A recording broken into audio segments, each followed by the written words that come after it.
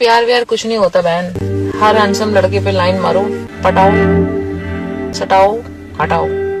এই দিদি ইয়াং মেয়েদেরকে উমেন এম্পাওয়ারমেন্ট আর ইন্ডিপেন্ডেন্সের নামে চরিত্রহীন হওয়া শেখাচ্ছেন।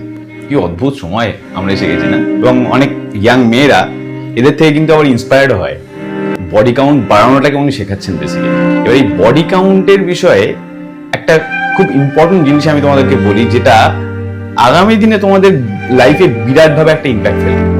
যখনই তুমি কোনো ছেলের সাথে ফিজিক্যালি ইন্টিমেট হচ্ছ, সেখানে কি হচ্ছে, তোমার সেক্সুয়াল ট্রানজাকশন যে ব্যাপারটা হচ্ছে, এইটাতে সেই ছেলেটার আনহিল্ড উন্ড, চাইল্ডহুড ট্রমা, বিভিন্ন প্রকারের নেগেটিভিটি, সেগুলো তোমার যে বডির সেল আছে সেগুলোতে কিন্তু স্টোর হয় এবং তোমার সাবকনশিয়াস মাইন্ডে সেগুলো কিন্তু স্টোর হয়। এবার যত দিন যাবে এবং যত বেশি তোমার বডি কাউন্ট বাড়বে, তত বেশি কিন্তু এই আনহিল্ড উন্ড, চাইল্ডহুড ট্রমা, নেগেটিভিটি তোমার মধ্যে বিরাজমান হবে। এবং এইটার ইম্প্যাক্ট কিন্তু এখন তুমি বুঝতেই পারবে না।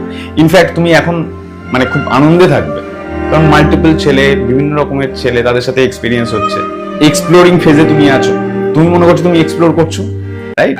এবং তার সাথে সাথে এই ধরনের মেয়েরা যারা অফলাইন তোমার ফ্রেন্ডস গ্রুপের মধ্যে আছে, তোমার সিনিয়র্স আছে, যাদের থেকে তুমি অ্যাডভাইস নাও, তারাও আছে, তাদের সাপোর্ট আছে। সো এখন you will feel very good and you will feel independent.